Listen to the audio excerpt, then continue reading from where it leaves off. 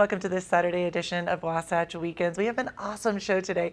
We are going to make peanut butter eggs, very exciting stuff, as well as take a look at the Nuzzles and Co Adoption Center. Go there and check out all the beautiful animals there and talk to Bill Humbert. We have the weather coming up, so sit back, grab that cup of coffee, because Wasatch Weekends starts right now.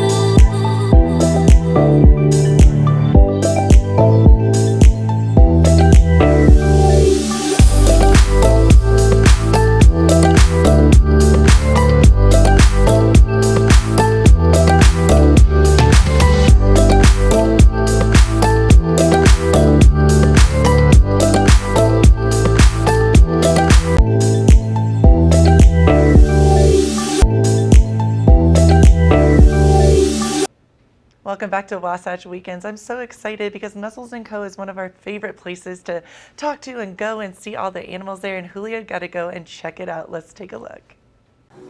Ladies and gentlemen, we are at the outlets at Park City with a very special guest whom you all know and love, but today we are in person at the Nuzzles and Co Adoption Center. That's right. Here in Park City. Josh, thank you for joining us here today. How are you doing? I'm doing really well. How are you today? I'm very excited to be here in person, check out the Adoption Center. Awesome. And kind of check out some of the puppies, some of the animals in there too. So what do you say? We go inside? Let's do it. Let's right do it. This way. Join us.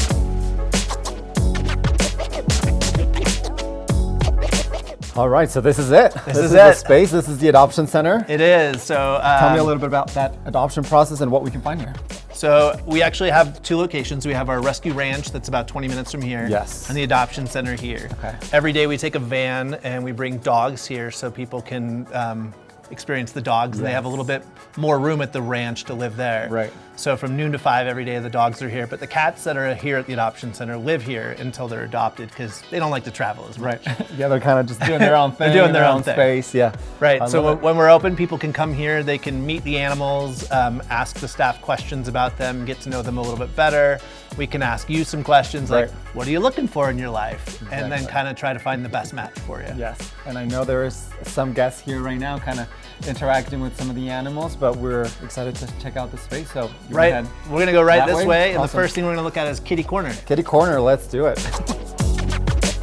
So Nuzzles Kitty Corner here. Yes. This year it was sponsored as Newt's Nook. We sold this at our gala as kind of an opportunity to do some naming and make a little bit of money for us. We put some of our more social cats in here. Okay, so this is where they'll hang out. So this is where they all hang out. Sometimes we have as many as 5 cats in here. Wow. And people can come in, and as you see the volunteer, they can pet the cats, they can hang out with the cats. If you're interested in meeting some of the cats, you can come in and get to know them a little better. And so this is a great chance to kind of see that must be 18 years or older to go in here and kind of interact with the cats. Yeah, we actually even have that note on the door. In the past, what we've discovered is some people were like, go hang out at the pet store. Yeah. And they'd like let their kids hang out, and it became a little bit more of a daycare kind of thing. And we just want people to come who are like serious, either they want to interact with the animals in a positive way, or they're actually interested in adoption. To adopt. Awesome. So this is the kitty corner where we get to hang out with some of those kitties. Right. And then we make our way down. We make down this corridor. This is where all the cat condos are. So each one of these condos has 2 sections and multiple levels. So the cats have a lot of room to play, explore. They have a separate place for using the bathroom as opposed to eating, as opposed to sleeping. It really is a condo in there. It's really quite a condo. And with each animal we put, there's a QR code here. So if you're interested in starting an application process, you would just scan this and literally get going. Perfect. But we put their basic information, where they came from, and any idiosyncrasies or quirks we know about them right there. Right. And speaking of the adoption process, what does that look like once people come in? They learn some information about the pet, they interact with it, then what would kind of be that following step? So it can go pretty quick actually. Like if you came in and you already knew like Rapper was the cat you were interested in, you can scan that QR code, fill out the application, and within a few minutes the staff is looking at your application and either okaying it or having a conversation with you about like, we have some concerns, like we have some follow-ups. And then from there, animals are still considered property, so it's a transfer of ownership. We fill out the contract, give you some go-home food, and wish you well. Yeah. Awesome. Well, we do see some kitties kind of chilling, relaxing. Yeah, they get pretty comfortable here, so you can just see this cat just kind of hanging out right here. So is this Niani? Niani, he's a male cat. He's a little over 3.5. Very handsome individual. Yeah, very handsome. And he's a curious Posing guy. for the He's always camera. like looking around, like what's going on. Awesome. So this is, You can hear some of the puppies in the background. Yes, there's the puppies back there. So you want to go As take we a look make at our that? way past this little corridor of where all the cats are. Oh, look at Ada having her little nap over here. She is just so cozy in there. Yeah, they're great. And like if you wanted to meet one of the cats, we have 2 meet and greet rooms here. So we could actually get the cat out and you could spend time in the room with some treats, and some toys, and just see like kind of more what kind of a more connection. intimate space. Yeah. Love that. Well, I do hear some of our friendly dogs back here. We do.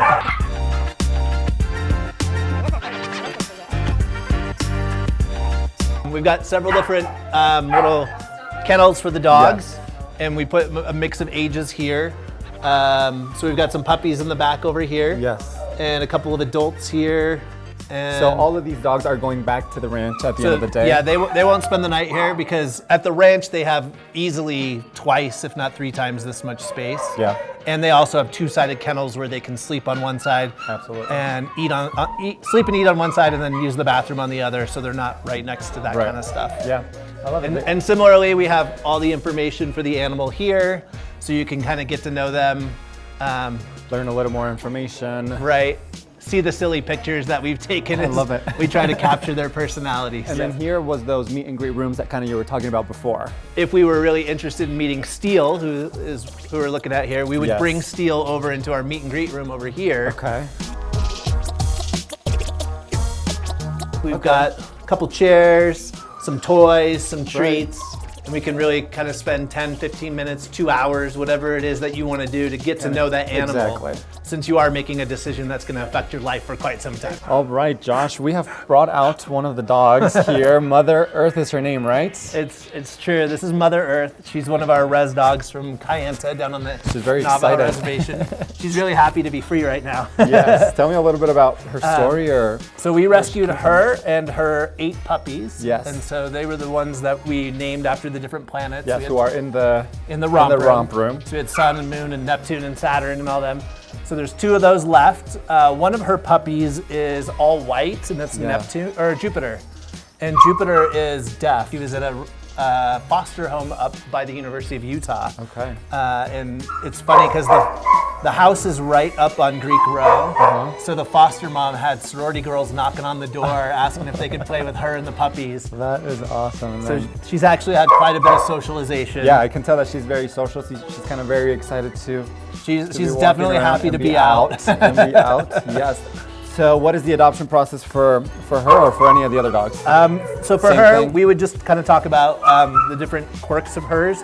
She can be a little selective, meaning she doesn't like every single dog she meets. It sort of depends. Right. So for somebody who already has animals, we recommend bringing their other dog. That would be something to take into consideration for sure. Right, to do a meet and greet, and then we can make sure they get along first. I think it's fun to meet people who come in and they go, oh, I saw this particular animal on your website, but then a completely different animal speaks to them when they're here. Wow, and they go, you know, I came to meet Steele, but it really is Willard that I was meant to meet today. Right. I love that. Yeah, it's definitely a different interaction in person. Very much so. Over here we have our romp room. This room can definitely be pretty exciting at times.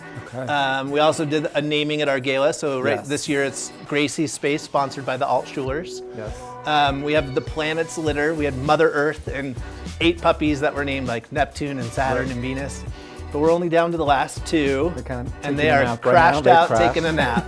They were playing around when we got here, and now they're drained, so they're taking a little nap. Puppies, like cats, like they sleep a good majority of the day. Yeah. So they'll play and they'll be totally crazy for a little while, and then they'll just sleep for a couple hours, and then they'll wake up, they'll eat, they'll play, all that stuff all over again. I love it.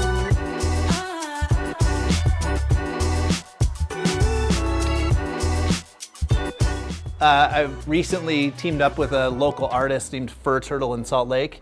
If you go to Red Butte concerts, he's probably the guy making the prints for those big concert bands. So we made 125 of these. They're $125, and $100 is a tax-deductible donation. So it's a good way to support Nuzzles in a fun, sort of off-brand way for us. And you got some cool artwork. You get a little dance party of animals. Whole lot of merch. Do you want a coffee mug? Do you want a hat? Do you want a shirt? We got lots of options for you over here. Awesome, and part of the purchase will also will go to... Any of the profits from this definitely go to support the mission of Nuzzles and all the programs that we have to do that. One last image. We had another piece of art we created over here. Oh, this is a cool piece here, yes. In November, we came up with this brilliant idea of like making lick paintings. So this is a painting that was made by these two dogs. And the way you do it is you throw the paint on the canvas and then seal the canvas in a plastic bag with peanut butter all over it. And they lick the peanut butter and smear the paint all over. And then you have this one-of-a-kind piece of art. Painting. I love that. It's pretty great. It's pretty great. Josh, thank you so much for showing us around the Adoption Center today here at the Outlets in Park City. For everyone back at home, come on in, check it out. Josh and the staff will be here to answer any questions, and you can interact with some of the pets. You can also drop off donations. You can make a donation while you're here. Awesome. You can buy some merch. You can even take a dog for a walk and just kind of show them the wonderful outdoors for a little while. I love that, Josh. Thanks for the sneak peek here today and letting us in here. It's been awesome checking out the space, and I appreciate your time. Of course. Thanks for being here. Thank you so much. For everyone back at home, we're going to take a short break, and we'll be right back with more, so stay tuned.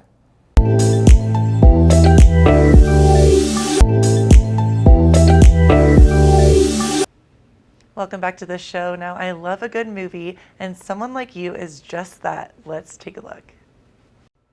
Now, I love a good romance novel, and I'm a big fan of our next guest. Karen Kingsbury is joining us today to talk about her brand new novel adaptation of the movie Someone Like You. I've also got the stars of the cast joining me as well. We've got Sarah Fisher and Jake Allen. How is everybody this morning? We are great. Great, thank you. Great to see you. Sarah, great to see you as well. You know, we have a connection with my brother, Greg Perot, but so excited to chat with you about this new project. So, Karen, let's dive in. Tell us about Someone Like You. What is the premise? And tell us about the project. Well, it's about a young architect who is in love with his best friend, but she only feels friendship toward him. And then something tragic happens, and this young man loses her.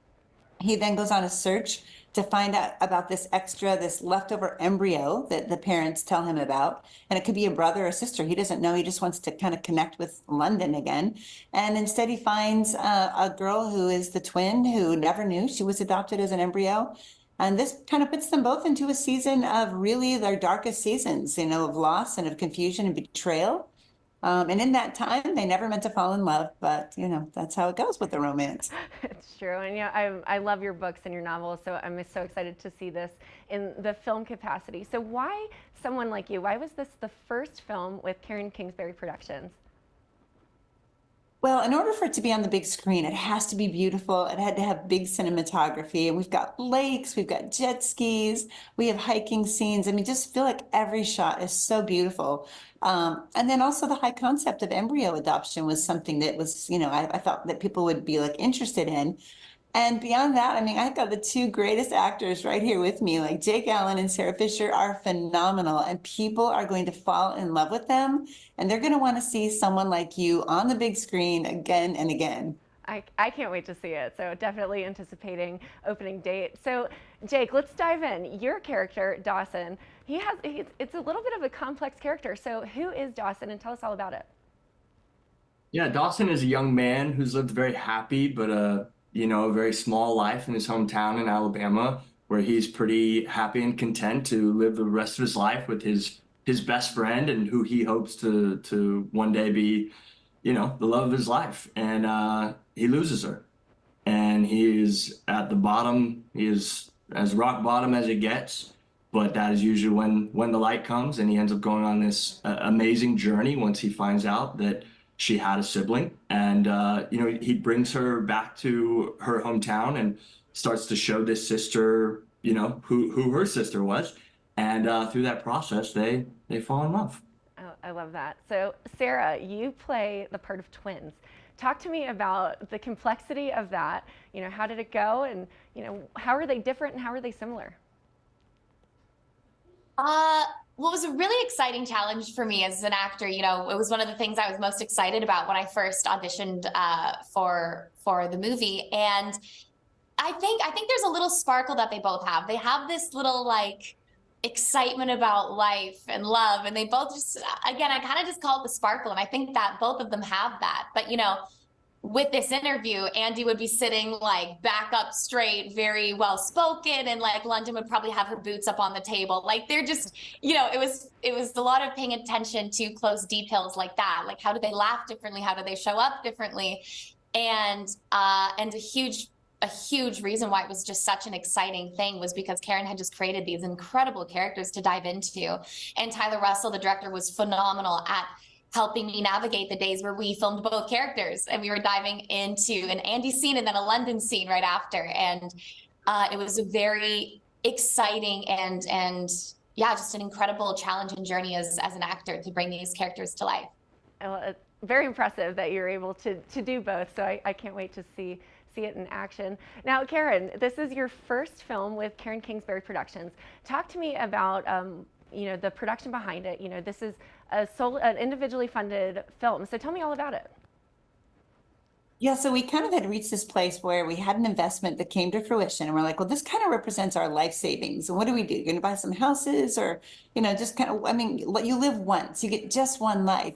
And so my husband and I had this conversation, and he said, Karen, you need to make a movie. Like, we're going to do it. I believe in you. If we have to sell everything, this is the movie we need to make. And so we were united in that, and we pulled in the whole family to figure out a part somewhere, you know, to be part of Crafty or be the line producer, and everyone was on board. And so it began to be just this like crazy, amazing adventure. We had pre-production in our house.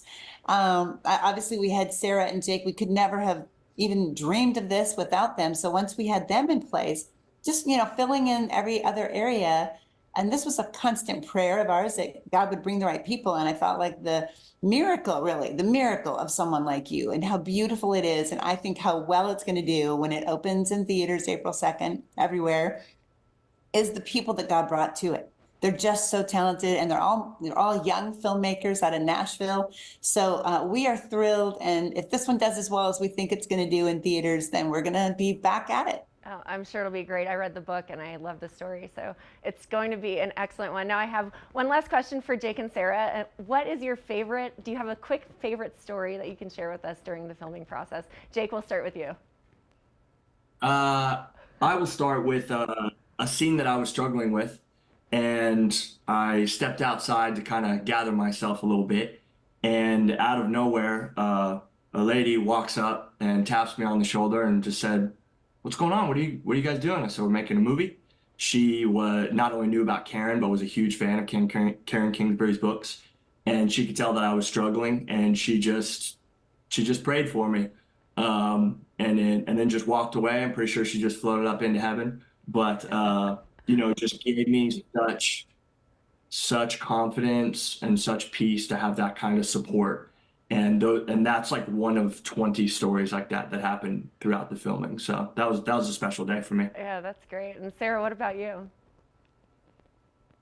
One of the scenes I loved was there's a scene in the movie where Andy pushes Dawson into the lake. And I had spoken with everybody and I said, you know, I think I have to get into the water. And you know, they were all so sweet and being like, it's going to be cold. We didn't think the actor would probably want to go in. And I was like, no, I have to go in. I'm pretty sure I have to go in. And we all talked about it, and everyone kind of worked around and made it work and made it happen, you know, because we had all these hair changes after getting into the water, of course. But it just became a really magical, beautiful moment. The water was freezing. And if any picture you see of us outside of the water after we did that scene, we just had really big smiles on our faces because it was just really fun. And being someone who loves watching romantic movies, those are the kind of scenes I'm so hungry for, because you just kind of lose yourself in it with them. And it was a really fun, exciting moment, and something on screen that I just think translated so beautifully. Oh, I cannot wait to see it. So April 2nd. Karen, where can we go for more information to follow your journey with Karen Kingsbury Productions and also Someone Like You? Well, it's really someone like you movie. And we also have a Share the Hope program where if people can't afford a ticket, then they can get a ticket for free or buy one for a stranger because we think that the hope in this love story, and everyone's going to see it starting April 2nd and nationwide, that this hope is something everyone should experience no matter what. So someone like you movie. Wonderful. Well, Karen and Jake, great to meet you. And Sarah, good to see you as well. Excited for you. Congratulations on opening weekend. So very great to have you here. Thank you so much. Thank you so much. Thank you. Now stay tuned. We've got the cast of Battle Mountain High School's Chicago, the high school version, up next. So we'll be right back after this.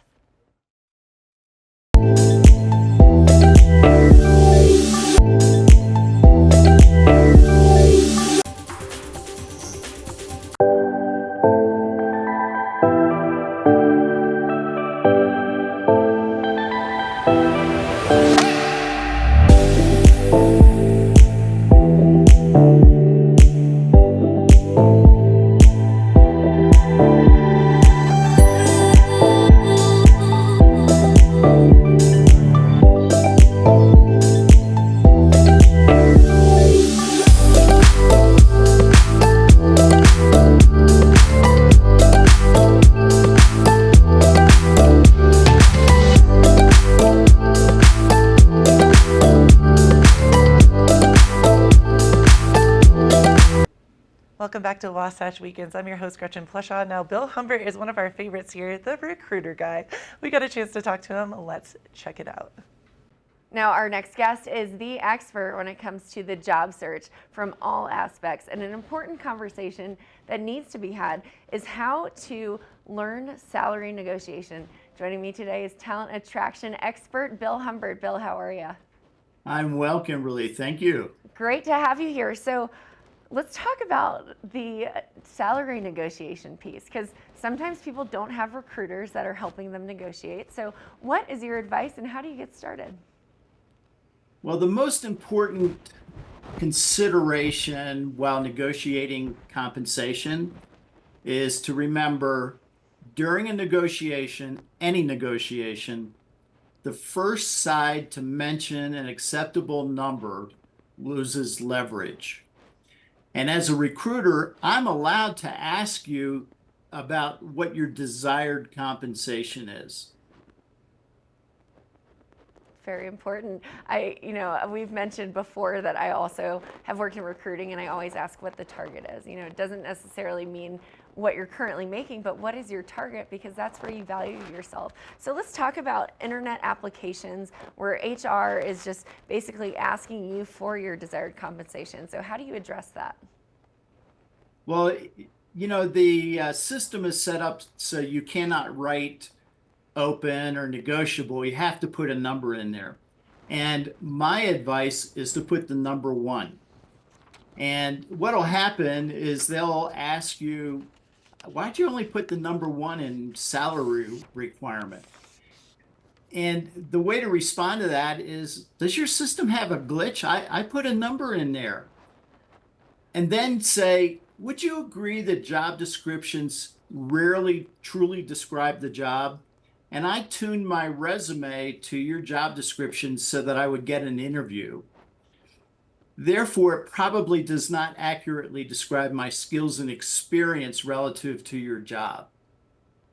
Doesn't it make sense to discuss the job and my experience and skills before we discuss compensation? Would you agree if I like you and you like me, we'll find some middle ground? That's great word tracks, and interesting. I've never thought about just putting a 1 in there. It doesn't matter. That way you're not tied down to a specific salary amount that you're looking for. So great advice there. So let's talk about how you handle a manager when they ask you for your salary requirement. It's very simple also. Until I understand what the job entails, what you expect from me, what positive measurable impacts I can make, and where I can grow within the next 5 years, I cannot make an intelligent assessment on a fair level of compensation. Let's move on with the interviews so that we can get those questions answered. Well, I love that response. It's very assertive and shows that you can handle, difficult questions head on. So great suggestions there as well. So let's talk about how you should respond if an offer is extended. What advice do you have? Well, if it's a little too low, you respond in a positive manner.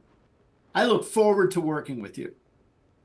Do you have any flexibility in your offer? And then go with what they will say, and they may say, yeah, no, this is our best offer. Now you've got a decision to make. However, if they say, why do you ask? Then you can come back to them. Well, something you didn't know before, but I was making $5,000 a year more than what this offer is. Can you bump it up above that? So it's all in handling how you're going to respond and know ahead of time. And by the way, all of this information is in my third book, Expect Success, The Science of the Over 50 Career Search.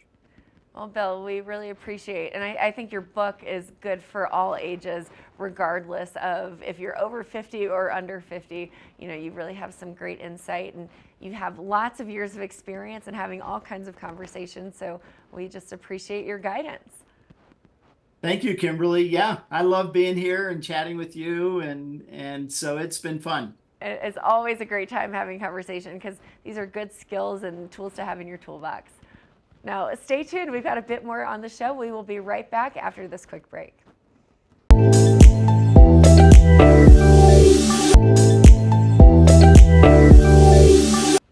Now, I don't know about you, but one of my favorite memories as a little girl growing up was getting the peanut butter eggs. Kim and Ross got to make them here in studio. Let's check it out.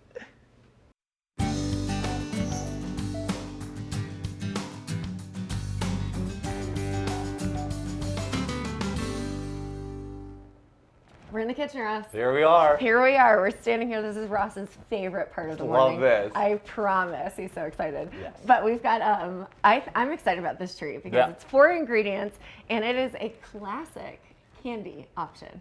So we are making homemade Reese cups. How do you say Reese? I say Reese, but most people say Reese's. Reese's, yeah, agreed. Reese's peanut butter cups. We're going to shape them and make them from scratch and shape them into Easter eggs. Love it. So it's going to be great because Easter is upon us. We've got a few more, like 5 more days, 3 more days? I don't even know. Since when is it in March?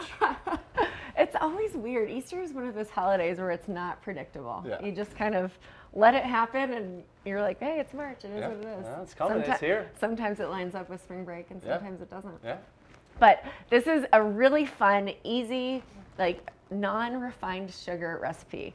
So we'll see how it turns out. I have not personally tried it. This is, again, another viral TikTok trend, so we'll see what happens. We got this. We do. It has 4 ingredients: peanut butter, maple syrup, coconut flour. You could probably also use almond flour if you wanted to, but coconut flour probably has a little bit more of a sweetness to it.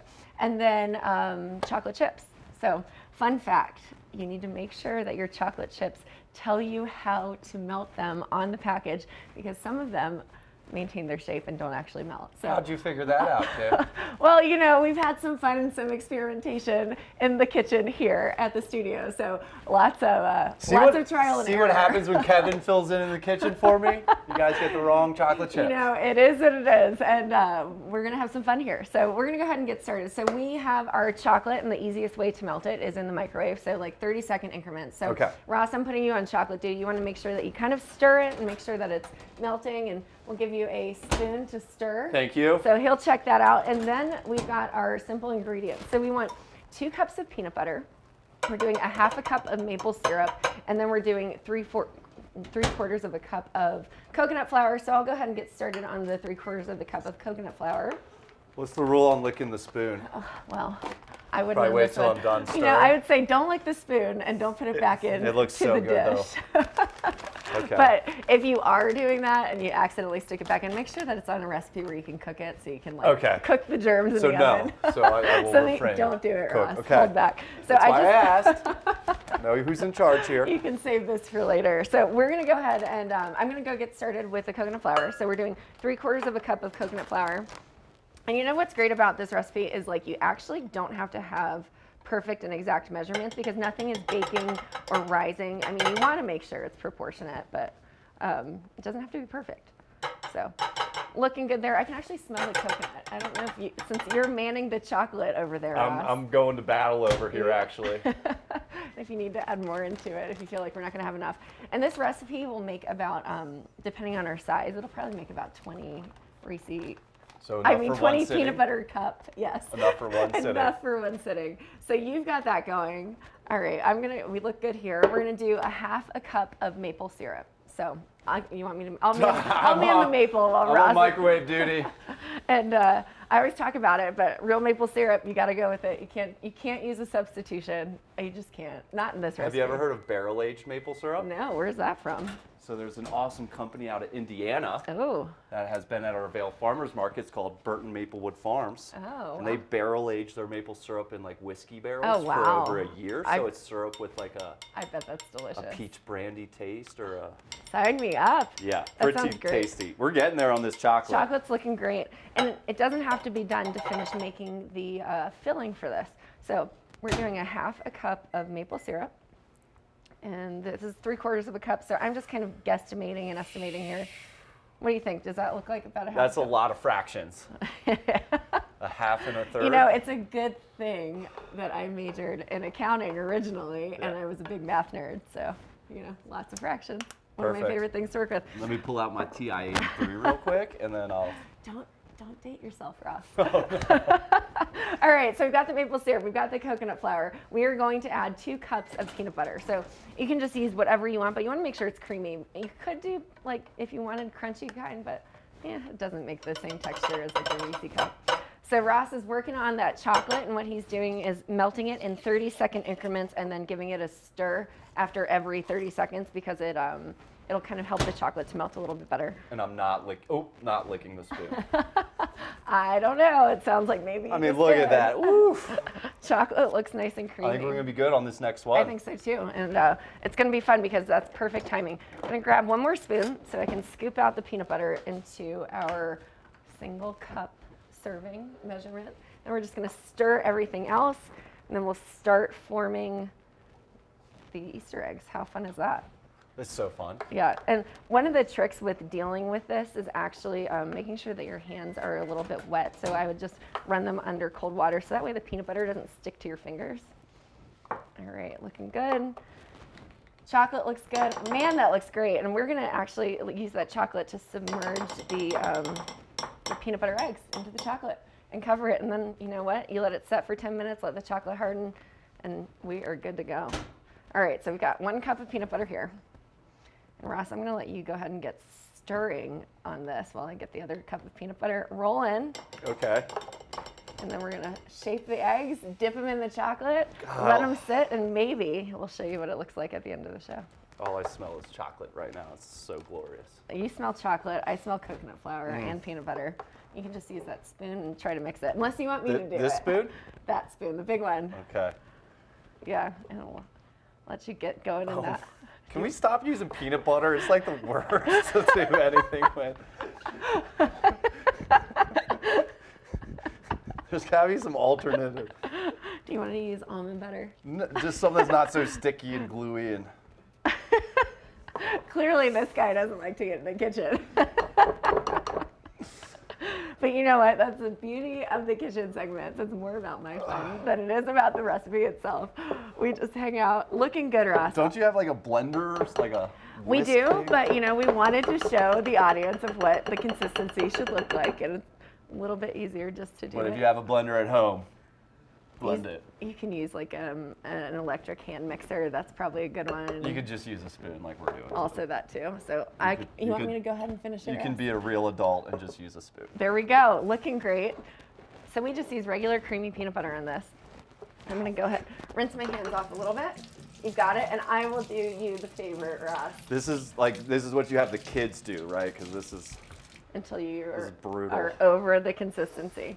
So my hands are wet. Okay. My hands are tired. That's fine. You can keep stirring. Well, we're gonna do a little bit of an assembly line here. I see what we're going for now. Yeah. Yeah. You get it? Yeah, I gotcha. It's like the middle of, and you want it to be a little bit thicker, from what I've seen. Now I'm getting some good smells. That's the way to do it.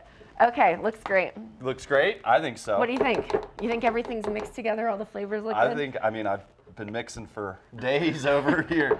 So I'm gonna go ahead and make the first Easter egg, and then Ross, what you're gonna do is cover it in the chocolate, and then we're gonna just put it on this, you can use tin foil or parchment paper. Do my hands need to be wet? No. Okay. Because I don't think you're gonna touch them. We're gonna use the spoons. Okay. So I'm gonna shape it into an egg, and then you're just gonna put it in the fridge and let it form up. There we go. I mean, if you want to. If you want to get in here and get a little bit You're messy. doing great. Right? Looks good.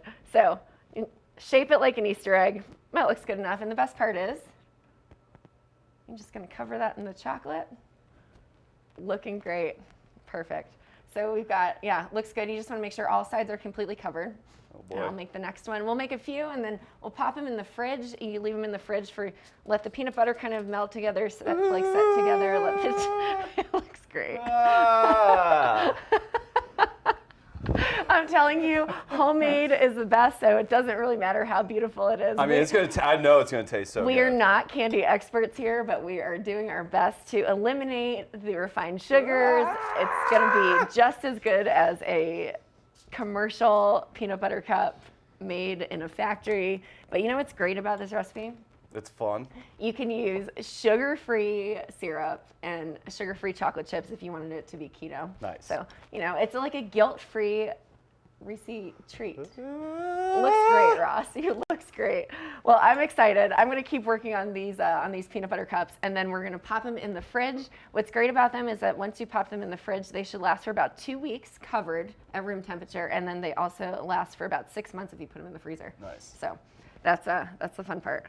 We'll do that, and I'm going to wash my hands or continue this during commercial break, and then Ross is going to pop these in the fridge, and then maybe we'll show them to you at the end of the show. But that's it. 4-ingredient Reese peanut butter cup tastes alike, so we'll see what it turns out. It's going to be good. And it's going to be so great. We'll be right back after this.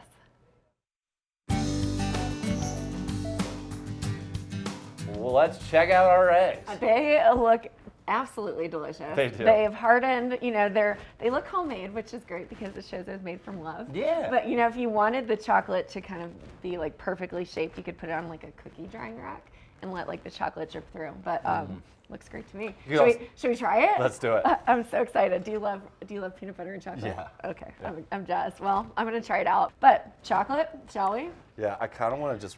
I'm Oh yeah, I Yeah. like the way it breaks. It's perfect. If you wanted it to be a little bit more dry, we probably could have added more coconut flour, but. Oh, do we even talk anymore? Are we good? That's great. Oh my God. Peanut butter in the mouth. Great show today. I can't talk anymore. We had a blast. Always fun with you in the kitchen. Man, that peanut butter is thick.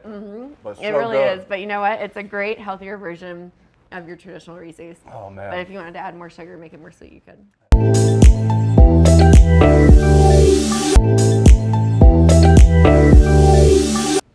Being healthy these days, well, every day really, but really plant-based diets have come a long way, and we got to sit down and talk to someone all about plant-based diets. Let's check it out. Our next guests have such an impressive story and a lot of information and expert advice to share. With the rise of Ozempic and other ways to lose weight, we have a conversation about how you can lose weight on a plant-based diet. Joining me today is Dr. Neil Bernard, who is an expert in medical research around nutrition and the author of the book, The Power Foods Diet, and then an example of how you can really be disciplined. We've got a guest joining us today, Shanae, as well. How are you both? Great to be with you today. Thank you. Great, thank you. Wonderful to have you both here. And I think, Shanae, I cannot wait to hear your testimony. But Dr. Bernard, talk to me about why a plant-based diet is so effective and how do certain foods really spur on that weight loss? Well, researchers have been trying to tease out what is it about plant-based foods that cause people to lose weight, because people following plant-based diets, eating lots of vegetables and fruits, do tend to be substantially thinner than their meat-loving friends. But what we've discovered is it's not just that these foods are high in fiber that tames the appetite, that kind of thing.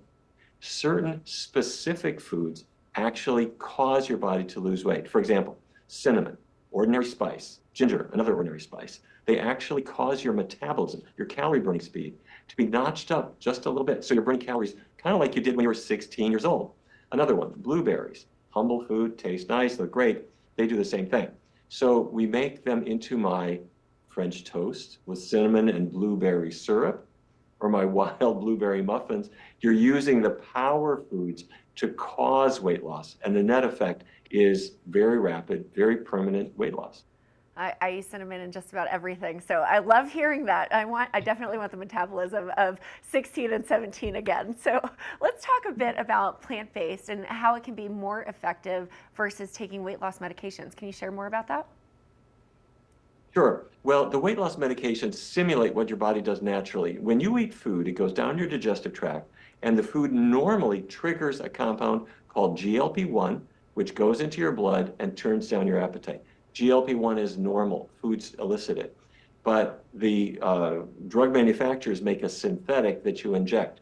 Your body does it naturally.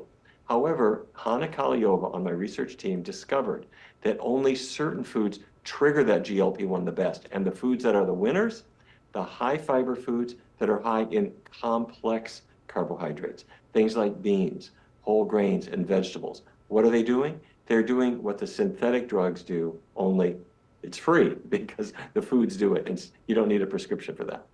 Oh, that's exactly right. I think it just takes a little bit of planning, a little bit of discipline, and knowing what your goals are. So, Shanae, tell us about your story, and how did you decide that a plant-based diet was helping you to lose 100 pounds, which is very impressive, by the way. Congratulations. Thank you so much. So I am someone who had, yo-yo dieted for decades and counted calories, restricted, weighed food, just did all the things. I was dealing with chronic health problems at the time as well, and just very uncomfortable in my body. And so it was a health scare that gave me that wake up call. And from that point, I started working with a health coach who started showing me how to incorporate these, power foods, the fruits, the vegetables, the beans, legumes, and to really start building meals, with them. And what I noticed over time is that the weight that I had been desperately trying to lose for decades started to just naturally come off, and it started to come off so much easier than any other diet I'd ever tried. And the other thing too that started to happen was that the health issues I was dealing with started to dissipate, and the medication that I was on started to, I actually came off of that medication. And so, for me, this was just showing me that there was, power, as far as the food that's on our fork. And I, transitioned to this lifestyle fully and have kept the weight off ever since. That's a really big deal. And I think I loved you mentioned that you got a health coach, and I think people should definitely be reaching out and finding somebody to help them. Now, Dr. Bernard, tell us about some of the foods that are very effective. You listed a few, but what are some other foods that we can kind of be paying attention to and really trying to incorporate into our diets? Okay, so let's maybe walk through a day. Let's say you might like my French toast with blueberry syrup for breakfast, or pancakes or whatever. We're just going to make sure the power foods are included. When it's lunchtime, how about a lentil soup or a mango dal? Or if you're having chili, I have a Southwest chili that's delicious. And by the way, it has a secret ingredient. A little bit of diced jalapenos in there, not a lot, but they tend to ramp up metabolism also. For dinner, let's say I'm having pasta. Instead of the ground beef greasy sauce, put on my pasta arrabbiata sauce. That's the Italian word for angry, but to a chef it means spicy, and it's delicious. And afterwards, how about a carrot cake? Or we have brownies, or we've got blueberry pops for all the neighborhood kids who come over. All of these foods are built with the power food ingredients. And again, power foods are certain spices, certain fruits, vegetables, whole grains, beans that actually cause the weight loss automatically. That sounds delicious. I'm ready. I haven't had breakfast yet, so excited to try out some of the recipes. Now, Shanae, you have fully adapted the lifestyle. How was it transitioning from, eating protein and meats and things like that and moving into this plant-based diet? How do you feel? Tell us a little bit more. Definitely feel great. And the transition was gradual for me. Here's the thing, the more that I noticed, that I started to eat these foods and the better I felt, the energy increased, the alertness, the focus, I wanted to continue feeling that way. And so, when I got numbers back from my doctor, as far as my physical, they kept improving. And so for me, I knew that this was a lifestyle that I wanted to commit to. So the beauty of being plant-based is that a world of possibilities that's opened up for me, and I'm eating foods that I may not have tried, but I'm also eating some of those old traditional foods in a much healthier way. So it's been a great transition. It's true. It almost gives like a little bit of an art to selecting your meals, because there's a lot of ways to be creative and have fun with it. Now, Dr. Bernard, where can we go for more information? Our website is pcrm.org, Physicians Committee for Responsible Medicine, pcrm.org. And the Power Foods Diet is available wherever bookstores are. And if there's still a bookstore in your neighborhood that opens its doors these days, they could appreciate your business, I'm sure. Well, I appreciate you both. Shanae, thank you for sharing your journey and your story. And Dr. Bernard, thank you for telling us about how we can do things to change our health that are free and within our control and not a prescription drug. So we appreciate you both and the mission that you are on to help make people a lot more healthy. Thank you. Thank you.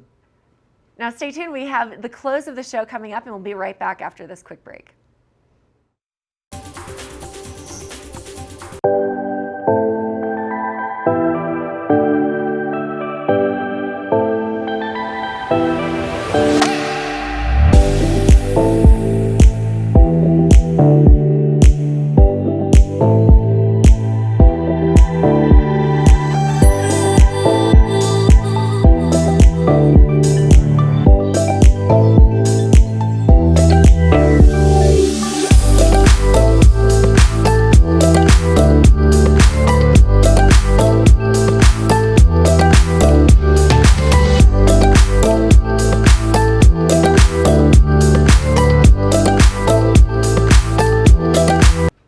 Thank you for spending some time with us today at Wasatch Weekends. How cool is that to learn how to make peanut butter eggs for Easter tomorrow? Very exciting stuff.